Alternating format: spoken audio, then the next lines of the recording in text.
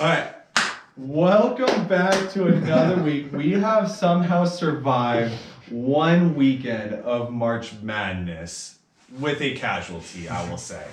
A lot of casualties, actually. There was one casualty in all this, but I'm talking about with what's up, everything's going on. But yes, there's a ton of casualties in terms of the upsets. My name's Chris, this is Rick. Again, this is our friend Josh. We are going to be doing our own little random bracket predictions. We just kind of reset after every weekend. We do a point system. You have to predict the team to move on. And then our score update right now. We actually have a tie. It's 20 points apiece between Josh and I. Woo! And then a point that I want to actually argue for Rick. Rick, depending on how we actually vote on this, is either at 24 or 25 votes. Or 24 or 25 points. Because I got every single one of my plans right? No, what it was is that you predicted Oregon to move on. Okay. However, that was due to forfeit.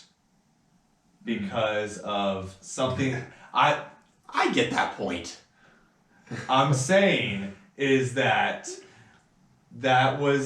influence that going on. Oregon did not play VCU to move on because of what was going on with VCU, them unfortunately failing the protocols. Do we give Rick the point to 25? As much as I want to keep him closer to us. Okay, that's what I just want. I think it's fair to give him the point because that's how. I just want to make sure we took how both of those out of the Yeah. Did both of you pick VCU? Yes, Oh. I picked VCU, so that's why I wanted to make sure. VCU. Yeah.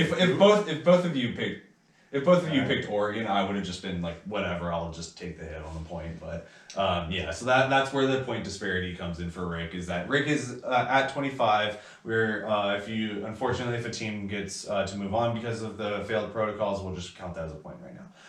Big thing about these weekends, let me go through a list of what's been going on with all these upsets, all the teams winning on. Big surprises overall, not only because of Oral Roberts, the 15 seed, getting to the Sweet 16. The last time The second one ever. Last time that ever happened was Dunk City, Florida Gulf Coast. But bigger things that have also happened as well. There are 4 Pac-12 teams in the Sweet 16. Oregon, USC, UCLA, and Oregon State. No, let me up. Goodness. Rick is going to go get his Oregon jersey right now. But yes, 4 Pac-12 teams, Oregon, USC, UCLA, and Oregon State. There are also 6 private schools in the mix as well. The 3 Jesuits going to be Gonzaga, Loyola Chicago, Creighton. Then the other 3 private schools, Oral Roberts, Villanova, and Baylor. Are also there. There's also another big thing, despite being arguably the best conference this year, there is only one Big Ten team left in the Sweet 16, and that is Michigan. All the other Big Tens have lost. The first of the 1 seeds, Illinois, lost to Loyola Chicago, and there's also 3 mid-major teams or mid-major conference teams, Gonzaga, Loyola Chicago, and Oral Roberts. There's a lot to dissect between each of these different brackets. I will probably at least be going through the different regions. We're going to go region by region. Who we think is going to go on to the Elite 8 and on to the Final 4 with whoever we picked. I will just be going region by region, kind of giving a little bit summary of how these teams moved on and got to this spot. So the first one we're going to start off with is our favorite part of the bracket. It actually is. They are in the bracket. Is the West region with Gonzaga, Creighton, USC, Oregon. So we're going to start off with Gonzaga versus Creighton. Gonzaga beat the 16 Norfolk team that they played in the first round and then moved on to beat number 8 Oklahoma, which honestly was a little bit closer of a game that I thought, despite the scoreboard reflecting 16 points. I thought it was a lot closer than that. Yeah. And then we also have Creighton, who beat number 12 UC Santa Barbara, and the 13 team that upsetted for Virginia, number 13 Ohio. Creighton beat them as well to move on to the Sweet 16. Who do we got moving on between these 2 teams? The Jesuit off is going to result in the correct Jesuits moving on to the Elite 8 in the form of the Zags. Sorry, Quinn McLafferty, former teammate of mine who transferred from Gonzaga to Creighton.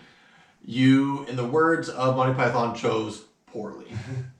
And then Josh, who do you have? It's Gonzaga, guys. Right. I also have Gonzaga moving on as well with this one. I want to point out, at least with Creighton, from what I've been seeing from them, all the starters for Creighton have been playing 30 minutes the last 2 games, and that's to a 12 seed and a 13 seed. They've been playing 30 minutes both games. Yeah. And also a big thing that's going to be coming into effect between these two teams is the bench. Watson and Cook Jr. for Gonzaga, total combined between the 2 games, 29 points. Creighton's bench, only 6. Yeah, and it was 4 points in the first game, 2 points in the second game. Plus our starting 5. Right, that's the thing. It's time the bench. always. The bench is going to come into this, especially with Watson and Cook Jr. Few is going to be going probably with the 7-man rotation. That's what he had. That's what In he the did first last half, at game. least. Yeah. And then the defensive rebounds from Creighton, or the defensive rebounds also are going to come into play with Creighton. Creighton allowed 10 offensive rebounds in the first game, 15 offensive rebounds in the second game. By the way, that second game was still against Ohio. Yeah. So that's really what it's going to be. And Gonzaga, we love to get offensive rebounds. We get at least 10 plus a game. Yeah, we got So Sime that's- and Ayayi That's- going to the yeah, boards. so that's really the big reason why I have Gonzaga moving on. So we all have Gonzaga moving on. So now on to the bottom part of it, which is USC and Oregon. Basically a Pac-12 rematch. For the Honestly. 4th time this season? No, I think they've only played once this season actually. And we're guaranteed one Pac-12 team in the Elite 8. We're guaranteed one Pac-12 team. West Coast, West Coast! So USC's road to the Sweet 16. They beat 11 Drake and number 3 Kansas, and then Oregon, because of the COVID forfeit from the 10 seed VCU, they moved on, and then they beat number 2 Iowa. What do we have with this one? As much as I want my Ducks to move on, USC is going to take that. They just have too much talent and too much success.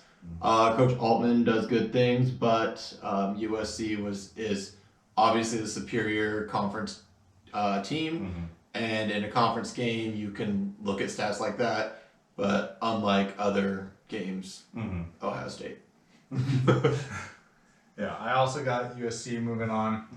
Watching that round of 32 game that they just had, they were very dominating, and they're going to put up a tough fight against the Zags in the Elite 8. Right. And when I was making this decision between USC and Oregon, I was trying to figure out where we're going to go out with these 2 teams. I think there's a little bit of an opposite ends of each other between Oregon and USC. USC is more defensively focused, whereas Oregon is definitely a little bit more offensively focused. But both will play slow. That's going to be the thing about this game, is that it's going to be a little bit slower of a game. We'll get on to other games that I'll talk about that are definitely going to be slower than this game. But the Pac-12 losses between Oregon and USC. Oregon's lost to Colorado, Oregon State twice, Wazoo, and USC during the season. USC lost to Colorado 3 times, Oregon State once, Utah, and Arizona. So why are we surprised that Utah State is in the tournament? They beat the 2 top teams in the Pac-12 during the season. So that's their Pac-12 resume in terms of their losses. USC winning the matchup against Oregon. I think USC beat Oregon by 15 or 16 points. But where's Utah State in the Sweet 16? You talked about Oregon State. And then USC, this is where I have USC taking the advantage, so I'm going to have USC moving on with this. They have the most offensive rebounds and defensive rebounds in the Pac-12. They're also the tallest basketball Yes. team in NCAA basketball this year. Right. Yeah. So- It's going to be fun for Gonzaga. Yeah, so that's why I think USC is going to be moving on, is because of this, how many rebounds they're going to get purely. So if Oregon misses a shot, it's going to be USC. If USC misses a shot, USC is going to get the ball again. And then just between the games, that one game between USC and Oregon, USC got 15 offensive rebounds. Oregon got 16 defensive rebounds. So that's where I think USC is going to take the advantage. It's going to be their height, their size. They're going to move on because of rebounds between Oregon and USC. So Cool. then between all of us, Who do we have moving on between Gonzaga and USC? Wait. We'll do this at the same time. 3, 2, 1. Loyola. Oh, wait. Gonzaga. Correct name So I is feel like- Virginia. We discussed this in the last video. Yeah, so it's gonna be. So I guess we have all Gonzaga. It will be a tougher matchup than people are expecting. It might be the second time Gonzaga wins by less than 10 points, but it will be a Gonzaga win. But we have also faced off against a very tall team In West WCC. Virginia? Well, even Oh, during WCC yeah. play, I mean, you had Santa Clara, but also LMU. Yeah. That's so they've gone through that tall physicality as Yeah. well. But yes, with West Virginia being a physical team too. All right, moving on to the South, where we have Arkansas, Oral Roberts, Baylor, and Villanova. Arkansas beating 14 Colgate and number 3 Texas Tech, or number 6 Texas Tech, my bad, to get onto the Sweet 16. Number 15 Oral Roberts upsetting Ohio State and upsetting Florida to get into the Sweet 16 again, like what we mentioned before. Oral Roberts, the first 15 seed into the Sweet 16 since Florida Gulf Coast. By the way, about that game, Florida Gulf Coast lost to a 3 seed who was Florida in that Sweet 16. So who do we have going on with this one? So I am gonna give this one to Oral Roberts. I want them to be the first 15 Just keep seed going. in the Elite Eight. So, on that note, I'm sorry to my friend Zoe, who was an Arkansas alum. Woo pig. But Oral Roberts is going to take this. I saw some interesting stats come out this week that I did not know previously. First of all, Oral Roberts was then unverified on Twitter, but now is. They got verified very quickly. 24 hours. The Twitter requirement for Gonzaga or for Division I basketball teams to be verified is to just win a couple games. As a lower seed. And then the other reason is Baylor actually has, or not Baylor, sorry, Oral Roberts has the best 3-point shooter in the country. Yep. And I did not know that going in. I still probably would not have picked them over Ohio State. But but in this situation, I think seeing what they've done, I think that they Okay. have options. All right, so this is what at least I have from my notes is that Florida and Ohio State shot better than Oral Roberts in the games that they actually matched up with Oral Roberts. Oral Roberts shooting percentage against Ohio State 35.7%, Ohio State shooting 43.3%. Florida shot 55.2%, Oral Roberts shot 45.6% from the field. So they were able to overcome that. Here's the difference that made Oral Roberts, kind of what you alluded to, Rick, threes in that game. They made 10 against Ohio State and 11 against Florida. They typically actually averaged that. 12.2 on the season, and that's actually the most in NCAA as a team as well. So that's what they have. I also looked a little bit deeper into the into their schedules. Arkansas and Oral Roberts have already faced off against each other this season. Arkansas already beat Oral Roberts 87-76 during the season. So a close game. Right, yeah, 11 points. Oral Roberts shot 8 for 29 from the 3-point line, so they did not have their typical 3-point shooting. And that's actually where I'm going to actually say Arkansas is going to beat them. Not a hot take, but Arkansas in that game, 24 offensive rebounds in that game alone. They were shooting 41.6%, so yes, not all that great. Neither was their 3-point shooting, 16.7. I think they only made like 4 3-point shots, and they gave the ball over. They turned the ball over a lot, 15, yes. However, they are better defensively than Ohio State and Florida, and they also want to play a faster game. So I don't think Oral Roberts is going to be able to keep up with that. So I have Arkansas going to be moving on with this one. Okay. Not a hot take, I know. But it would be absolutely amazing to see Oral Roberts move on to the Elite Eight too. Just threes alone. Just shoot 20 for 40 from the 3-point line. Hey, Steph Curry back in college ball. And then moving on to the other one, we have the 1 seed Baylor who beat number 16 Hartford and number 9 Wisconsin, and then number 5 Villanova who beat number 12 Winthrop and number 13 Texas. Again, another 5 seed from the Big East, beating a 12 and 13 seed to get into the Sweet 16. Fancy. Who do we have winning this one? So Baylor Nova. Mhm. I think I have doubts about Baylor to start with, but I think that they at least make the Elite Eight. I think they're good enough and superior enough to the rest of the field. Even if you ask the Oklahoma coach, is quoted as saying that Baylor and Gonzaga are a tier above anybody else they've played.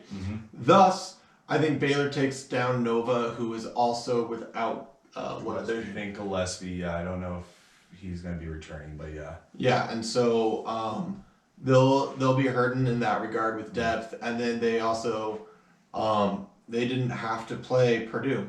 North Texas took care of them for them. Yeah. So Yeah, I also got Baylor moving on in this one. Prior to their COVID pause, them and Gonzaga were the dominant teams in college ball, and then after that they struggled a bit coming back, but they've definitely been picking up the pieces. And with Villanova, like we said, Gillespie being out potentially, kind of surprising that they made it this far just without him. I know most of us had Nova out in the first or second round. I think I had him in the first round. I had him out in the first. I had Winthrop coming. Beating him, So I think all of us were kind of a little surprised that they made it this far, but Baylor being somewhat back to themselves, I see Baylor moving on in this one. And that's my little notes about this one is that it's going to be both teams are going to be shooting the three. And that's that's whenever I watch Villanova's game, I always just kind of criticize that most of all from them. I think they either live or die by the three. Some years more than others. Villanova does protect the ball a little bit better than Baylor. Only 9 turnovers a game on the season for Villanova, and Baylor is like 12 turnovers, but Baylor has the advantage of more assists, and Villanova has a little bit less assists, but their assist to turnover ratio is about even. Here's what I'll say Baylor's going to move on. It's going to be a close game. But Baylor does need to make their free throws, and they do need to play a better three-point defense in this game. And I think they have the team to do it. So I have Baylor moving on, beating Villanova, but it's going to be like that last shot. That's what it's going to come down to. So then between you guys, since you guys have Baylor and Oral Roberts, who's going to beat who? it doesn't matter if it's Arkansas or Oral Roberts. It's going to be Baylor that wins. Baylor was known for stingy defense, especially at the 3-point line. Yeah. Before they took their COVID break, and so whether or not it's Nova, Arkansas, or Oral Roberts, they'll be able to lean on that. Yeah, I also got Baylor moving on between Oral Roberts and Baylor. Congrats, Oral Roberts, for making it this far and hopefully progressing to the Elite Eight. If you guys do what I think you will. I hope you do. Yeah. But yeah, this is a great run, super fun to see, and this is what March is all about. Yeah, and obviously since I have Baylor versus Arkansas, it's going to be I as much as I do want to see Oral Roberts in there, I think that will be a fun game to watch. Arkansas and Baylor, I think Baylor will move on because it's destiny that Gonzaga and Baylor is going to match up because they didn't play during the season. So it's just destiny that Baylor's going to move on, get into the Final Four, get into the championship, and face off against Gonzaga because that's what's just going to happen. That's how so the storybooks want to write it. Yeah. So that's who I'm going to have. So we all have Baylor moving on. All right. So now into the East. You had something to say? I think there's a different storybook championship game opponent that the Zags are destined to play. We're about to get into it. We're about to get into it, but let's go on to the East before we get into it, because that Midwest region, what on earth happened there? But let's go into the East. This is with Michigan. So Michigan, Florida State, Alabama, UCLA. Michigan beat their 16th seed, Texas Southern, and their 8th seed, LSU. Florida State beat their 13th seed UNC Greensboro and their number 5 seed Colorado. Colorado was the first Pac-12 team eliminated from the tournament. That is also a very big surprise to me as well. However, will Isaiah Livers be back? That was their player that was missing. There's still question whether or not he's going to be out. He's still technically out indefinitely right now. I think that's also gamesmanship, and hey, we'll probably not have him, but we want you to think that we'll have him. So you have to prepare for him. I think Juwan Howard is playing a little bit of a gamesmanship there. But who do we have moving on between Michigan and Florida State? So this portion of the bracket took me the longest to figure out. So we all said Michigan, or we all assumed Michigan was going to be the first 1 seed to go out. Yeah. Surprising to see Illinois go out first. A bunch of us probably had that Illinois-Gonzaga matchup in the final, and now that's not going to happen anymore. And so now with Michigan and FSU, I think I got FSU beating Michigan. Gonzaga's matched up with Florida State before. It's another destined It's a game of destiny. Some PTSD there. But I got FSU beating Michigan in this one. It's not a real Gonzaga championship run unless they have to get through Florida State. So I have Florida State taking down Michigan. They were billed as a team that could beat the Zags before, and that Michigan is not as good as the Zags. So live up to your hype, Florida State, or live up to your hype, Michigan, whichever hype you want to play. But the main story here, Florida State's always tough in March. And we didn't have my Cinderella run out of Georgetown. Instead, we had it out of Oregon State for some stupid reason. We'll get to that. So Florida State's going to work their way into the Final Four. Even Final Four, okay. This one, I was always back and forth, and I just don't want to pick the 1 seed because it's the 1 seed with this one. So I had to look into why am I going to be picking some teams here. When I was looking at the stats, it's just more I focused on assist to turnover ratio. Florida State 14.6 assists for 14.4 turnovers. So basically 1 turnover for every assist that they get. Michigan doesn't have that issue. They have a little bit better ball control. That's why I'm picking Michigan. Okay. So it's just what they're going to be doing offensively for this game. One person uses stats, one person uses gut. We'll see what happens. One person uses foresight. And then in on the other matchup, we have number 2 Alabama, who beat their 15 Iona, Josh, and then number 10 Maryland. We did have a 15 move on. You did say that there was going to be a 15 going big. But yeah, Alabama's in the Sweet 16 facing off in number 11 UCLA, who beat their first round number 6 BYU and 14 Abilene Christian. Don't forget they also beat 11 Michigan State. Dumb. So More on between that later. Alabama and UCLA. Between Bama and UCLA, I am picking the upset on this one and going with UCLA. Again, gut choice. No statistics behind West this. Coast pride. Exactly. And yeah, I think didn't we all kind of agree that Alabama was the weakest 2 seed? And I had my doubts in the first rounds, but I thought think- Houston. Actually, no. I think Iowa was our weakest. Houston was our second weakest 2 seed, and I think Alabama was actually one of the better 2 seeds. yeah. So I got UCLA making a run from the first 4 to the Elite 8 here. Okay. So looking at the UCLA Bama, as much as I'm West Coast, Best Coast, as much as I like the Pac, I don't even know how UCLA got this far. I watched one of their games and I was like, Yeah. or if you ask the WCC officials, they will tell you that there was a lot of illegal moving screens during that BYU game. Granted, that's a fan account for BYU. But point is, I think Bama, I think they are peaking at the right time, and I think they get through UCLA. And then for me, again, I looked into their stats, especially more, I did this one on Ken Palm too. I was kind of going back and forth between a lot of things. It's either going to be a very slow game or it's going to be a very fast game. If it's UCLA winning it, it's going to be a slow game. If Alabama's going to win this game, it's going to be a little bit faster of a game. So I think whoever controls the tempo is going to be the winner of this one. But I think Bama's going to win this one.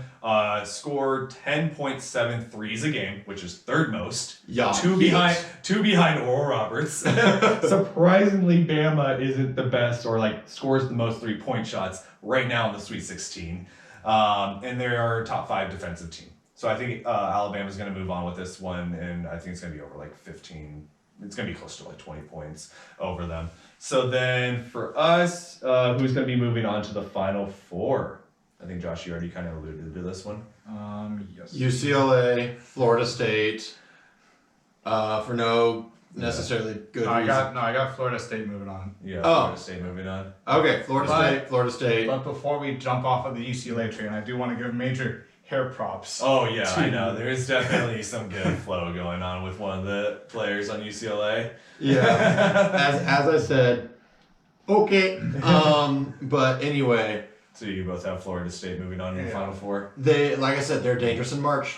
Yeah, and I mean, I think just with Alabama's defensive stats, a lot of this is for me going forward right now is defense wins championships. I'm gonna have Alabama moving on to the Final Four with this one because my matchups between Michigan and Alabama, I have Alabama moving on between that matchup. So I think Bama, you're gonna go into the Final Four, and it's a lot of great defense that I'm seeing from you guys. So you're saying Bama's going to be able to choke in the semifinals of the national playoffs again? Yes, pretty much. And then now on to our last region, the region where it is what is going on here minus Houston. So in the Midwest, we have the 8 seed Loyola Chicago, we have the 12 seed Oregon State, we also have the 2 seed Houston, and the 11 seed Syracuse. Let's start off with the That's an average seed of 8.25. Yep. In the Sweet 16. Yep. Where you have That's a little 4 crazy. teams, your average seed is 8. So let's start off with the funner of the two matchups. Number 8, Loyola Chicago, who beat their number 9 seed Georgia Tech and beat the number 1 seed Illinois pretty handily, by the way. Yo. Number 12 seed Oregon State, who beat number 15 Tennessee and beat number 4 Oklahoma State. By the way, they couldn't even beat Portland on the season. Who's going to be winning this matchup? Number 1 defense. So Sister Jean versus the Tinkle family. And you have the number 1 defense versus a Pac-12 mid-tier team that lost to Portland and is on some sort of godly Cinderella They're run. going. Unfortunately, I think they're going to hit a brick wall in the form of Loyola's defense. Mhm. And the Sister Jeans go to the Elite 8, Mhm. as they should have 2 years ago.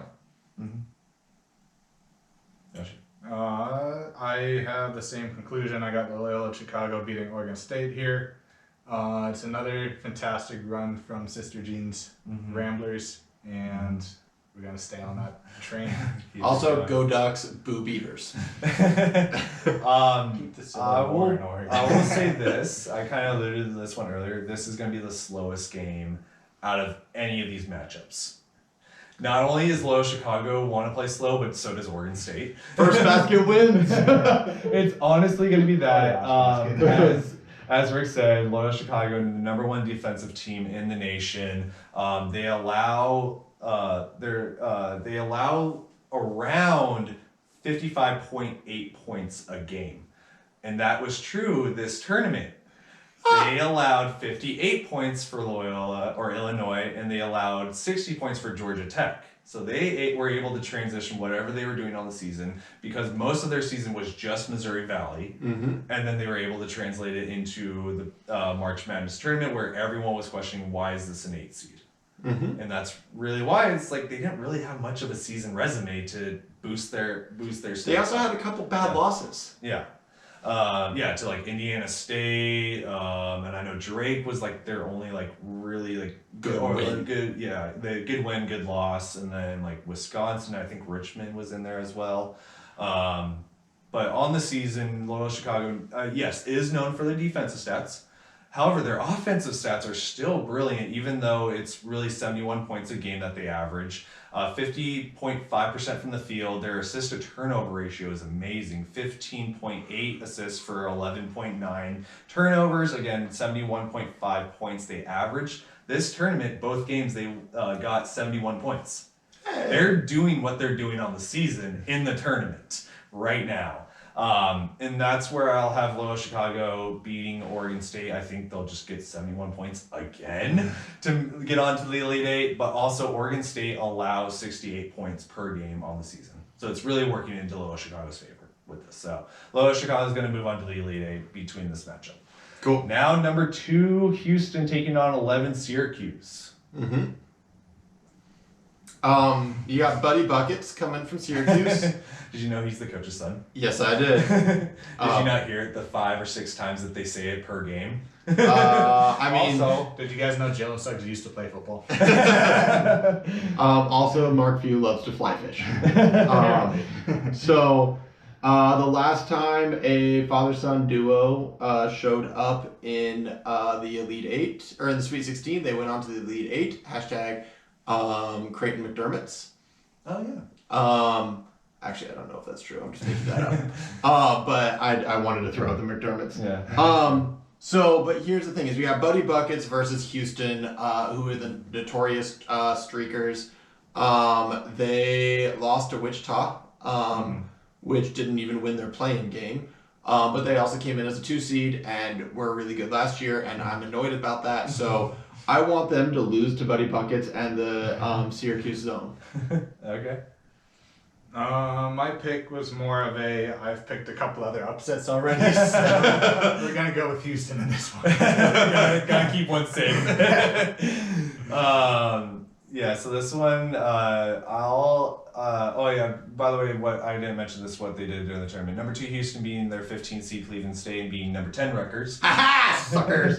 And then number 11 Syracuse beating their 6 seed San Diego State and their number 3 seed West Virginia. All definitely quality defensive teams, which Houston has defense too. Let's be honest. They're definitely going through a lot of heavy defensive teams, Syracuse.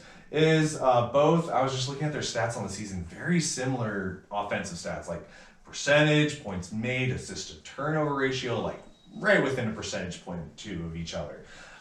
Houston, however, like what I was saying about USC, is going to be coming down to rebounds. Houston averaging 40.9 rebounds, which is top 5 in the nation. And they're averaging 14.5 offensive rebounds, which is top 3 in the nation.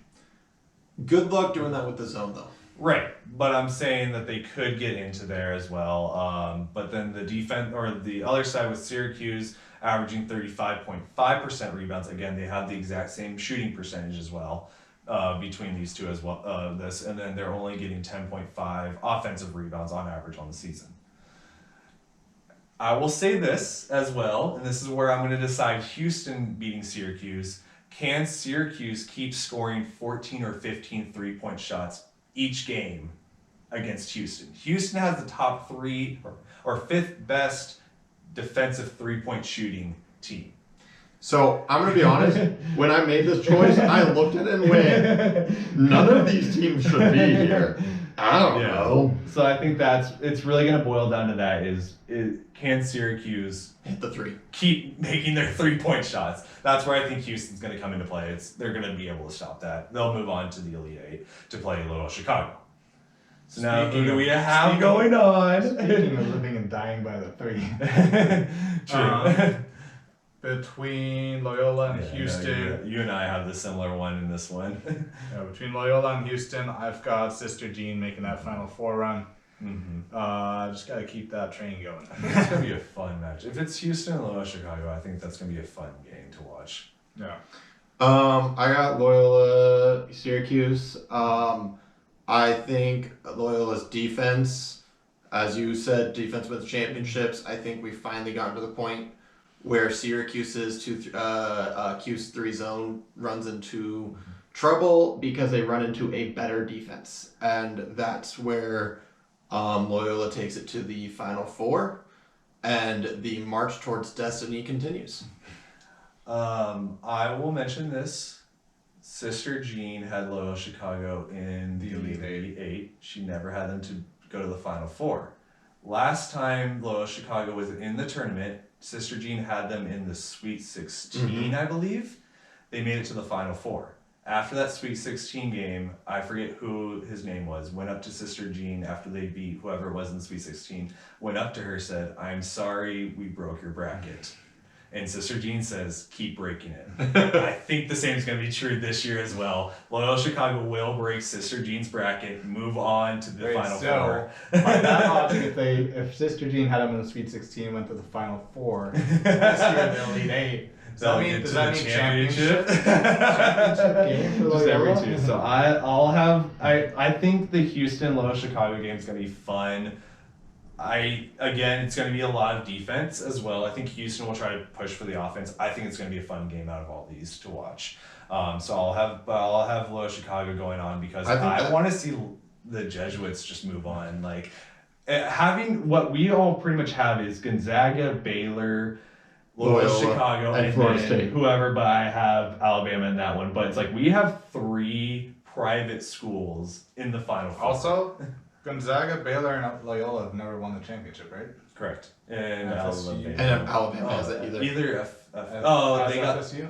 I think they actually got one of theirs vacated, by the way, from what I can remember. But regardless, Quick fact check. what you do with that Final Four is you have the Final Four of destiny for the Gonzaga, where they have to go through Florida State, which Every is year. like Zags against Florida State in March. No. So if it's Zags, FSU, Loyola. So our predictions is that someone's going to win their first ever championship. Yep. This year. Um, I mean, that was true going in as for the Right, Zags. yeah. yeah.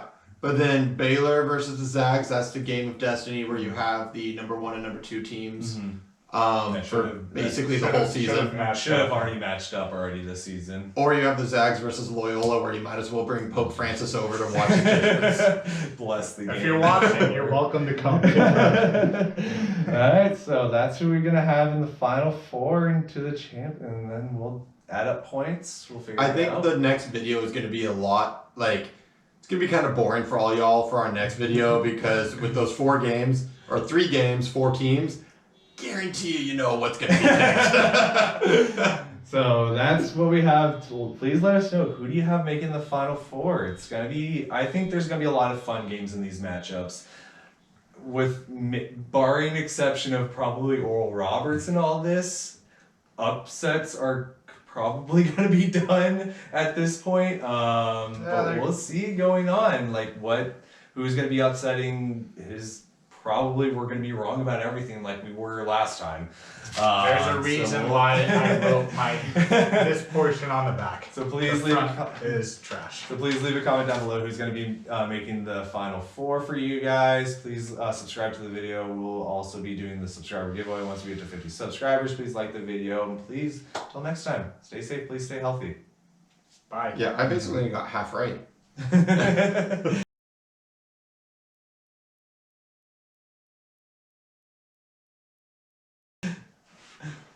You had half, I had less. Yeah. Okay.